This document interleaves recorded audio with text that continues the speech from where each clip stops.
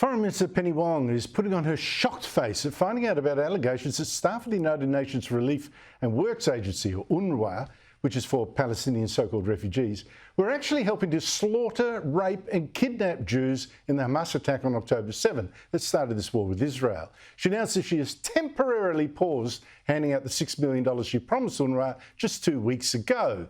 But, of course, she can't do anything about the $20 million she's already given UNRWA in 2022, when she actually doubled the grant the Morrison Liberal government had stupidly given it.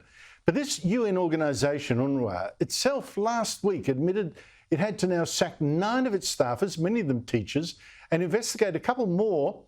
And other Western countries have also ended or suspended their UNRWA funding because of this alleged involvement with that slaughter and kidnapping.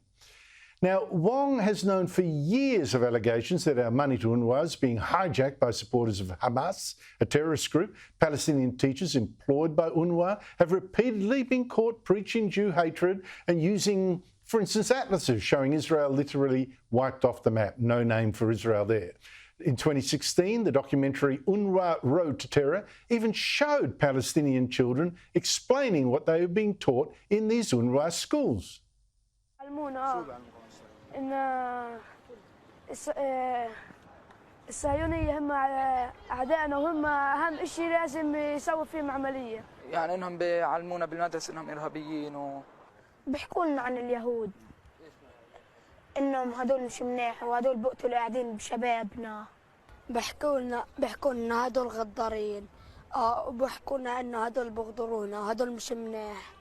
إذا بطعن.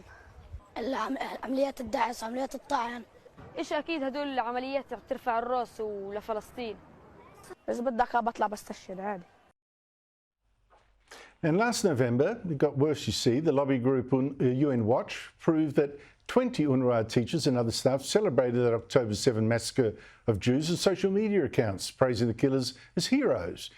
There are also surveillance videos of gunmen, apparently Hamas, stealing aid meant for civilians, and Israeli soldiers have found and filmed entrances to war tunnels that Hamas dug in or next to UNRWA school grounds.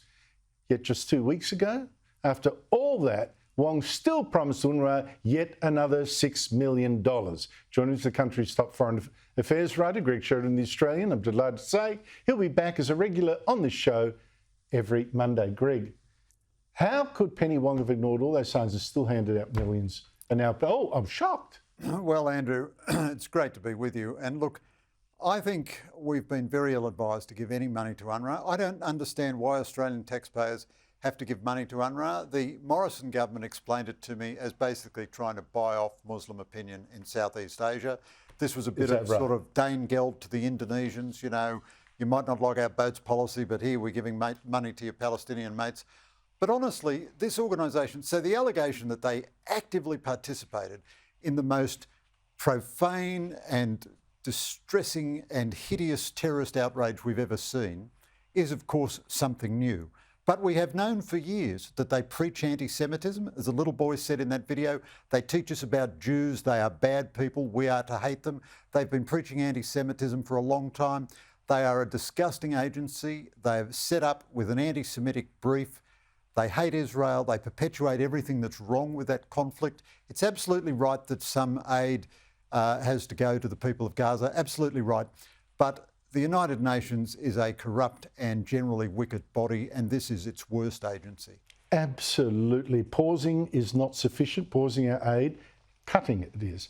Now, another thing that really has got me over the break when you were not here, and it's a scandal in my opinion, these Taipan helicopters. The government says it's going to bury 45 Taipan helicopters rather than let Ukraine have them to rescue wounded people from the battlefield. It really needs them, says it wants them. It's going to bury them in the dirt instead. And we now see the first of these helicopters, stripped of its parts, actually being prepared for this burial. The government says it's too unsafe to give to Ukraine. They can't fly properly. Your response? Well, I think this government is just bananas on defence. I can't follow it at all. They made wonderful speeches in opposition and I thought they were great, but this is among a panoply of insane government decisions on defence. This is the most insane. We won't give the Ukrainians Bushmasters because we'd have to pay to build a few more. We won't give them the Hawkeye vehicles because apparently they skid at high speed. So the Ukrainians dealing with Russian bombardment, we're protecting them from this. This is what the Ukrainians want. Instead, our support for Ukrainians is to send AWAC aircraft to protect German airspace. Then we've got these Taipan helicopters, which are used by a dozen other countries and which, you know, I think they're rubbish helicopters. I think we always should have gone for Black Hawks. But in any event, they're much better than nothing. Ukrainian soldiers are dying on the front line because they can't be evacuated. We won't send them the Hornet fighters that we disposed of, and we won't send them the helicopters, even though the Ukrainians want them. Now, I have been following defence systematically for more than 40 years in this country, and I have never seen it more incoherent or indecipherable than it is right now under this government. It's a promise to, you know, we will stand with Ukraine. I guess it's like we will, you know, stand with the stage 3 tax cuts. Just put in that little basket. I mean, it's just, I find it disgusting, incomprehensible, and the arguments were given are absolute. You can wipe your backside with them. But to the other war, Greg, apologise for that profanity, but I do get so angry with letting Ukraine in the lurch with this feeble lying about these helicopters. To the other war, I think it's got really much more dangerous. First you had Hamas terrorists, backed by Iran, attack Israel. Then you had Houthi rebels, backed by Iran, attack shipping in the Red Sea on the way to, obviously, the Suez Canal, set a British tanker on fire just over the weekend. And now you've got Iran-backed rebels, or maybe even Iran itself, killing 3 American soldiers in a suicide drone attack on a base in Jordan on the Syrian border. Joe Biden says we're going to take action here. Here he is. We shall respond. How dangerous is this? Oh, Andrew, this is the most dangerous period we've been in since World War II, which just plays up the insanity of the Albanese government doing nothing on defence. But I don't want to become John Stone-like here and quote my own column, but I've always said for a long time now. Hello, John. One day, yeah, I love John and everything, but he used to quote himself all the time.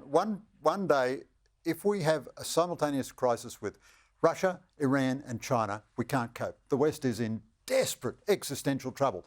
So now we've got Russia and Iran, both simultaneous. Iran has taken a clear and deliberate decision to escalate conflict. It's got all its proxies attacking the West.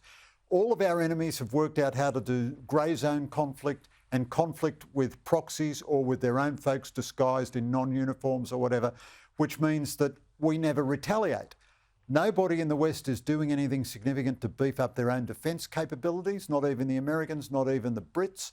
And our enemies are getting bolder and bolder. Now, we sustained ourselves in the Cold War because we had unity of purpose, clear leadership, and our enemies thought we might fight. We don't have unity of purpose, we don't have clear leadership, and our enemies are starting to doubt whether we would fight or not. Plus, of course, there's been a technological advantage, you know, the spread of technology through the, and also asymmetrical warfare. Houthi drones, they're sending drones, and you find a British warship doesn't have the weaponry to attack them on land. That technology is spread everywhere but Australia, Andrew, because you know, we don't have a single armed drone in our entire defence force. You know it, I know it, people who read comic books know it, everybody knows it except the Australian Defence Force. Greg Sheridan, thank you so much for joining us. Really appreciate that.